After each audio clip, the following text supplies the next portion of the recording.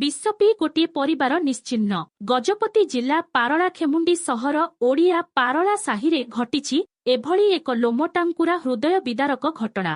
ଗୋଟିଏ ଘରର ବାପା ନିଜର 2 ସନ୍ତାନଙ୍କୁ ବିଷ ପିଆଇ ହତ୍ୟା କରିଥିବା ବେଳେ ନିଜେ ମଧ୍ୟ ବିଷ ପିଇ ମୃତ୍ୟୁ ଘଟିଛି। ମୃତକମାନେ ହେଲେ ପୁଅ ବିଜୟାନନ୍ଦନ ପାଣିଗ୍ରାହୀ ଓ ଝିଅ ପ୍ରିୟଦର୍ଶିନୀ ପାଣିଗ୍ରାହୀ ଓ ବାପା ସୁଭାଶିଷ ପାଣିଗ୍ରାହୀ। ଗତକାଲି ପାରଳାଖେମୁଣ୍ଡି ଜିଲ୍ଲା ଚିକିତ୍ସାଳୟରେ ପୁଅର ମୃତ୍ୟୁ ଘଟିଥିବା ବେଳେ ଚିକିତ୍ସାଧୀନ ଅବସ୍ଥାରେ ଝିଆର ମୃତ୍ୟୁ ଘଟିଥିଲା ଏବଂ ଗୁରୁତର ଭାବେ ବ୍ରହ୍ମପୁର ବଡ଼ ମେଡିକାଲରେ ଭର୍ତ୍ତି ହୋଇଥିବା ସୁଭାଶିଷର ଆଜି ମୃତ୍ୟୁ ଘଟିଥିବା ସୂଚନା ମିଳିଛି। ଏହା ପୂର୍ବରୁ ଗତ ମାର୍ଚ୍ଚ ମାସରେ ସୁଭାଷିତଙ୍କ ସ୍ତ୍ରୀଙ୍କ ସନ୍ଦେହଜନକ ଭାବେ ମୃତ୍ୟୁ ଘଟିଥିଲା, ଯାହାଫଳରେ ଗୋଟିଏ ପରିବାର ଏବେ ନିଶ୍ଚିନ୍ତ। ତେବେ 4ଟି ହତ୍ୟାକାଣ୍ଡର ପ୍ରକୃତ କାରଣ ଏଯାଏ ସ୍ପଷ୍ଟ ଭାବେ ଜଣା ପଡ଼ିନଥିବା ବେଳେ ଜମିବାଡ଼ି ସମ୍ପତ୍ତି ଭାଗବଣ୍ଟାକୁ କେନ୍ଦ୍ର କରି ପାରିବାରିକ କଳହ ଯୋଗୁଁ ଏଭଳି ଘଟଣା ଘଟିଥିବା ପୋଲିସର ପ୍ରାଥମିକ ତଦନ୍ତରୁ ଜଣାପଡ଼ିଥିବା ଥାନା ଅଧିକାରୀ ପ୍ରଶାନ୍ତ ଭୂପତି ସୂଚନା ଦେଇଛନ୍ତି ଏବଂ ଏନେଇ ମାମଲା ରୁଜୁ ହୋଇଛି।